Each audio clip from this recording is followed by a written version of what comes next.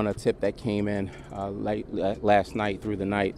Investigators began the process of following up on that tip this morning, starting around 10 o'clock this morning, following up on that tip.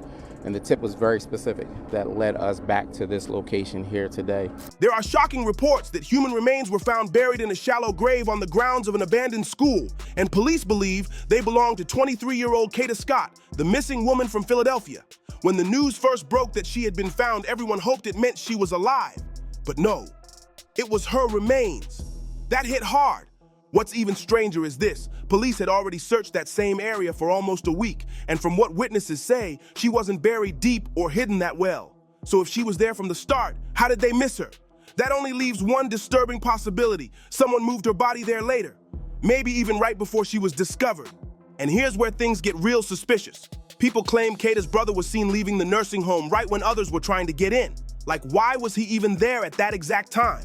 Then, rumors started flying that he allegedly pulled out his piece on people and told them to back off. That's wild. On top of that, there's this woman named Gabby who's been talking a lot online, dropping hints, acting like she knows something, but at the same time, saying absolutely nothing. People are side-eyeing her heavy, wondering what she's really hiding. This whole story is twisted up, and honestly, none of it's adding up. All these random people calling in with so-called tips out of nowhere? Super suspicious. So let's break it all down step by step because things are not lining up right. Kada was last seen by her mother on October 4th, heading out for work at a nearby nursing home. Everything seemed normal at first. She showed up for her shift that night. But here's the catch. She left before her shift was over.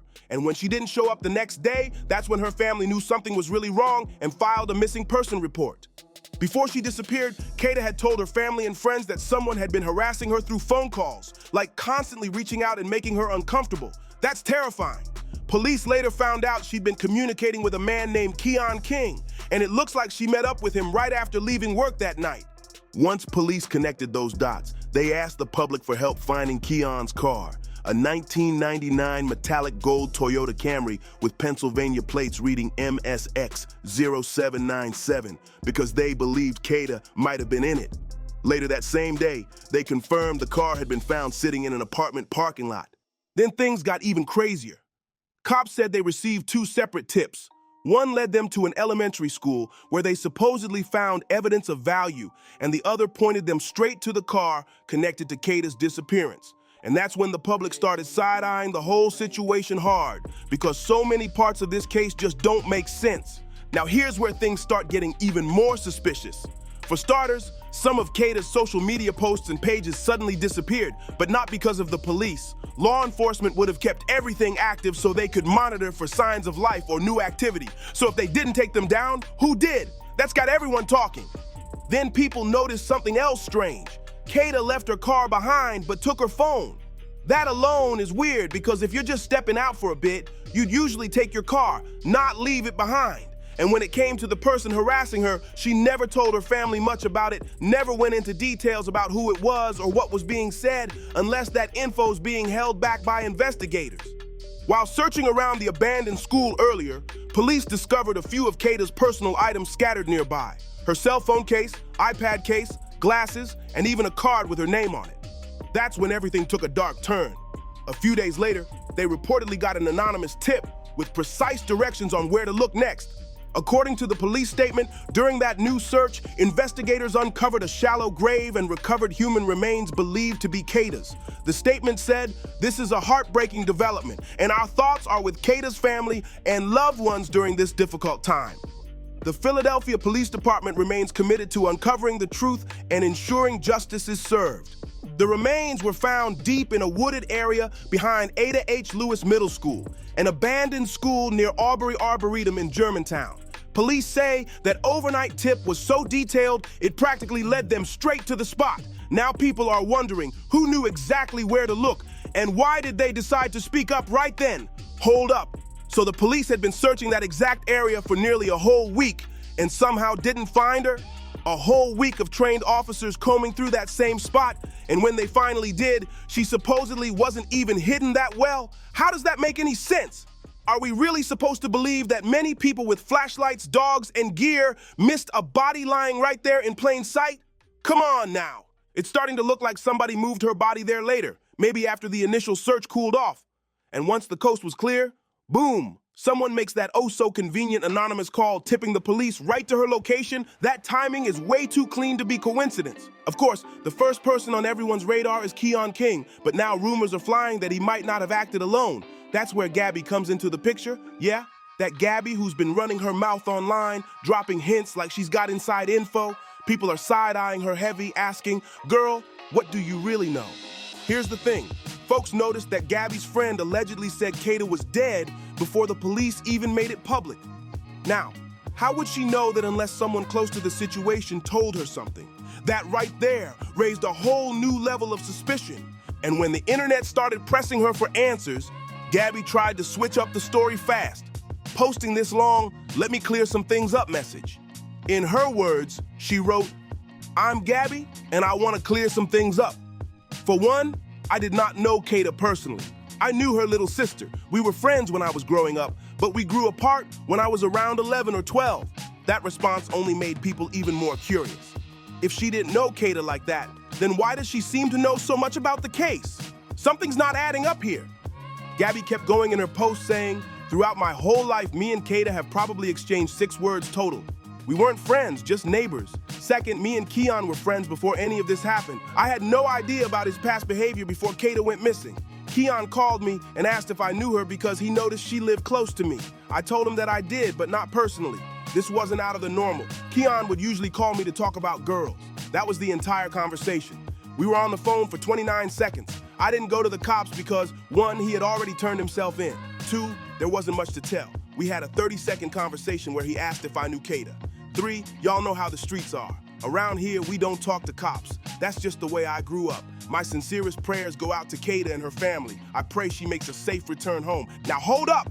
In her own words, Gabby admits she didn't even really know Kada. Just her little sister from way back when they were kids, fine.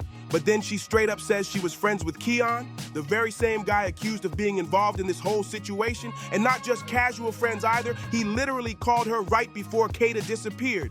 That's where people started side-eyeing her even harder. Like, how is it no big deal that this man, now a main suspect, was hitting her up about a woman who vanished right after? The timing sounds too tight to be random, and that "we don't talk to cops" line? Yeah, that didn't help her case either. It made people think she was trying to distance herself without actually saying what she really knew. Now the internet's buzzing, wondering, was Gabby just caught up in something she didn't understand? Or is there more she's not telling? Something about her story just doesn't sit right. Like, what kind of question is that supposed to be? And that last line from Gabby, where she said, "My sincerest prayers go out to Kada and her family. I pray she makes a safe return home," would have sounded sweet if she hadn't already implied that Kada was gone before anyone even knew for sure. That's why people are seriously side-eyeing her right now. A lot of folks believe Gabby knows way more than she's letting on. Did she find something out early? Is she covering for someone? Or just scrambling to fix her image now that everyone's putting the puzzle pieces together? Whatever the case, people online aren't buying her innocent act anymore. And then there's Kada's brother, whose behavior is raising all kinds of red flags too. Witnesses claim he was seen coming out of the nursing home while others were trying to get in. That's already strange, but allegedly, he even pulled out his piece on people, telling them to back up. Like, what are you doing pulling heat when folks are just trying to help? If you're grieving or looking for answers, why make the scene more chaotic? It's got everyone wondering, what exactly was he trying to protect in there? And don't forget those mysterious tips that started rolling in like clockwork, one after another, each one sending police closer to the truth, but somehow further away from any clear explanation. Who are these people calling in? And why now all of a sudden? At this point, people are even questioning whether Kada might have actually known Keon King better than anyone thought. Maybe she left with him willingly at first, thinking it was safe, maybe even trusting him a little. But somewhere along the line, something must have gone terribly wrong. There's still so much that doesn't add up, and the deeper this story goes, the darker it's getting. Because let's be real, the way everything played out just feels too smooth for this to be some random stranger situation. People are starting to whisper that this might have been a love situation gone wrong, something personal that spiraled completely out of control. And here's where things take an even darker turn. Turns out Keon King is also facing charges in what officials are calling a similar case from earlier this year. In that one, a woman was allegedly kidnapped and strangled, but she survived. Those charges were dropped at first because the victim didn't show up to court, but now prosecutors are planning to refile the case, since everything about Kada's situation sounds way too familiar. Reports from that first case are chilling. Prosecutors said King kidnapped a woman right in front of her car, forced her inside, roughed her up badly, and then eventually just let her go. Like, what? How does someone do something that violent, get caught, and then walk free to do it all over again? So let's ask the hard questions. How many times does someone get away with something like that before it turns deadly? How many warning signs were ignored? Why was a man with nearly the same charges allowed to walk free instead of being stopped the first time? If the system already failed one woman, how many others are out there, silenced, scared, or just never believed? It's haunting to think about. Maybe Kada's tragedy could have been prevented if people had taken that earlier case seriously. Or maybe we're only now seeing the full, ugly picture of something that's been happening behind closed doors for a long time. And the biggest question of all, who else was involved? Because this doesn't look like a one-man operation anymore. We still don't have all the answers. But what do you think really happened to Kada Scott? Drop your thoughts in the comments below, and don't forget to like, share, and subscribe to Public Secrets, where we bring you the real stories the headlines don't want to touch.